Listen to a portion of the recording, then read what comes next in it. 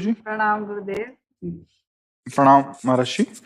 महाराज जी, हम लोग परमहंस बाबा राम मंगलदास जी महाराज जी के शिष्य हैं। पहले तो हमारा प्रणाम स्वीकार करें कि ऐसे महान परमहंस का आपने नाम लिया जो पीछे हम कई बार चर्चा सुना चुके हैं। हम बहुत श्रद्धा रखते हैं।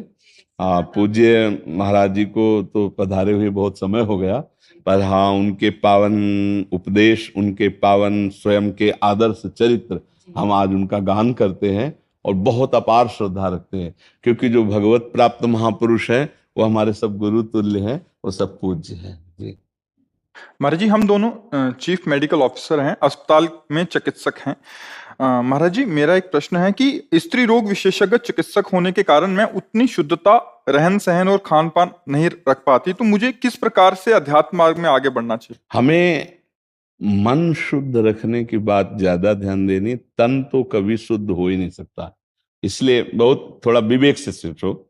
हम एक रेशम की थैली लावें, रेशम पवित्र माना जाता है, और उसमें शौच भर दें, पैक कर दें, और ऊपर से उसको शुद्ध जल से धो दें, और आपको ये क्रिया दिखाई गई हो शौच भरते हुए, आप उसे छुएंगे, आपको लगेगा ना अपवित्र है, और हम उसे खूब धोए ऊपर से, तो आपके अंदर घृणा बुद्धि रहेगी ना कि देखो महाराज आप कह रहे हो, लेकिन इसके छूने के बाद मैं नहाऊंगा क्योंकि इसमें शौच भरी हुई है ना।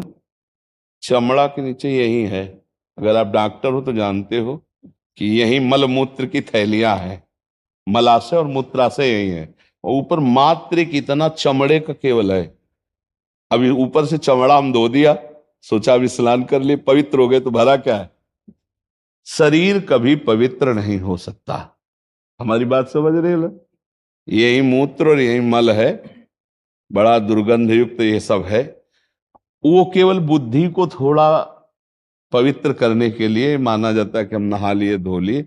वास्तविक अगर ज्ञान के द्वारा देखो तो शरीर को मैं मानना ही सबसे बड़ी अपवित्रता है।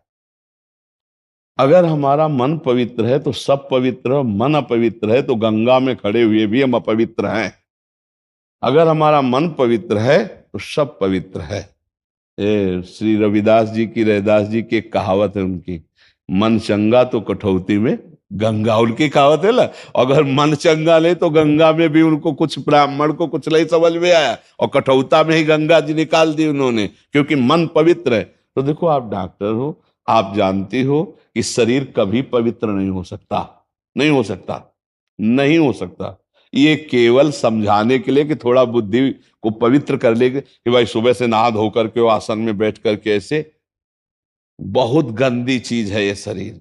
भगवत प्राप्ति हो जाए बस, इसमें यही दुर्लभ बात है, नहीं बहुत गंदा है सब। देखो ना, यहां से सुबह देखो, सो के यहाँ से या फिर नीचे तो सब मलय मूत्र के द्वार है।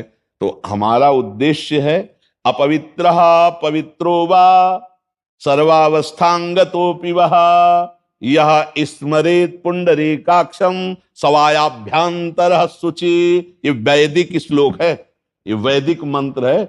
जब पंडित जन पूजन कराते हैं तो हाथ में जल देते हैं, और उसका अर्थ कुछ और है।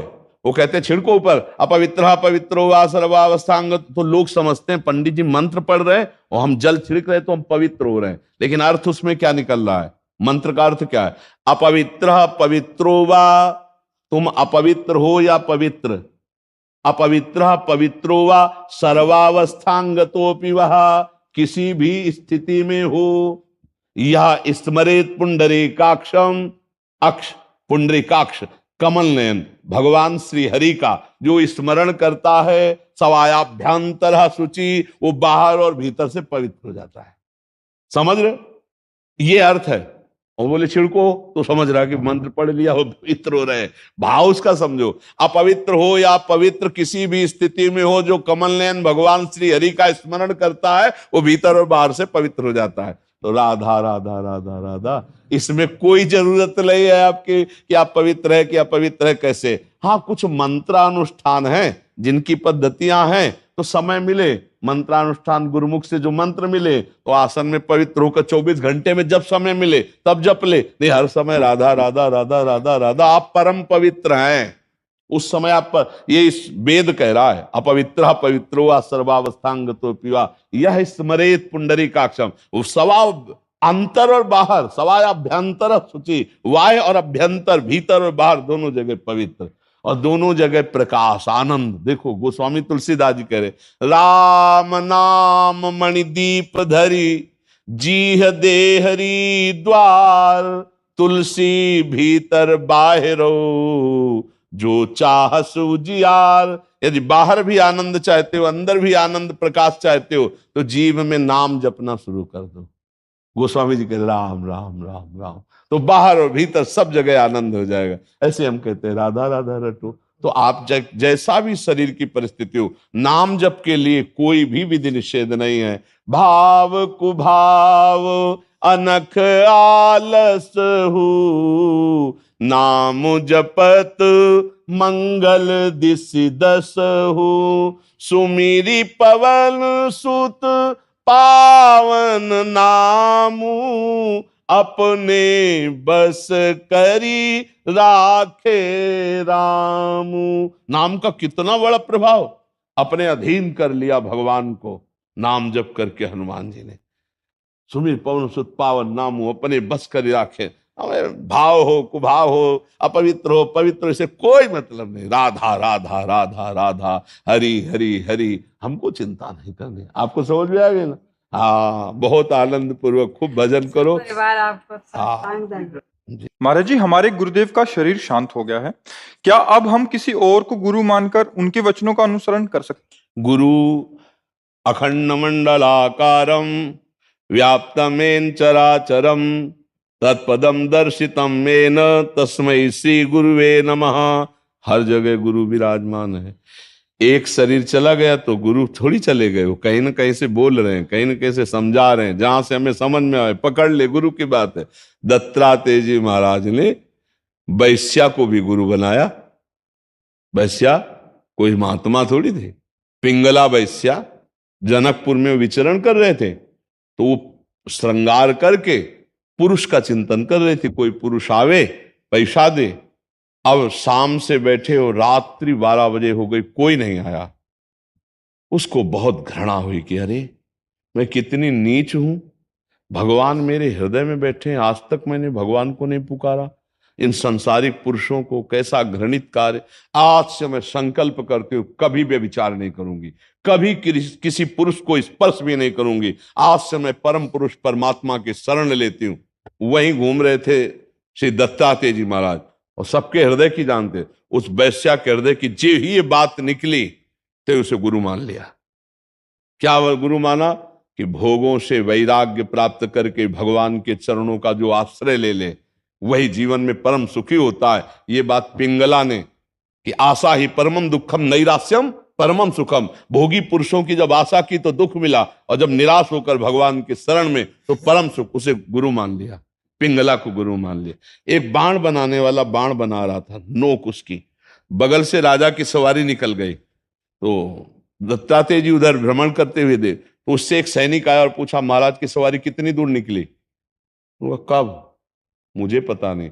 बोले तो रोड के किनारे बाण बना रहा, तुझे पता नहीं? झूठ बोलता है। उनका सत्य कहता हूं, मैं बाण की सिधाई और नोक पे इतना तन्मय था कि मेरी श्रवणेंद्रिय ने सुना ही नहीं। न घोड़ों की टाप, न जय जयकार, न नगाड़ा, न ध्वनि।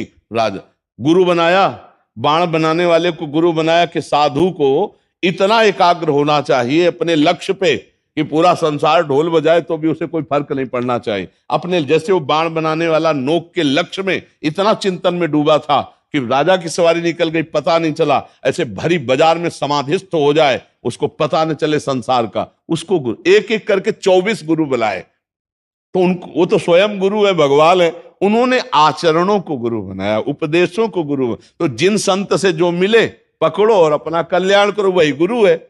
गुरु का मतलब कोई एक शरीर में बैठा हुआ नहीं, कहीं से भी गुरु उपदेश कर। तो हमको जहां से भी मिले, भाई अगर हीरा कूड़े में पड़ा हो तो हम उठाएंगे तो हीरा ही ना। ऐसे ही कोई कहीं, मान लो कोई बच्चा है, कोई गृहस्थ है, कहीं से भी कोई बोल रहा है, तो हम भगवान का ही उसे उपदेश मानकर कि मेरे गुरुदेव भगवान यहां से मुझे समझा रहे हैं, मुझे समझ लेना चाहिए। तो हमें लगता है कि दूसरा, तीसरा, चौथा, पांचवा की बात नहीं, मेरे गुरुदेव इस रूप में बोल रहे, वो बात हम पकड़ लेते हैं। अपने गुरुदेव की बात पकड़ ले, वह चल दे, वही शिष्य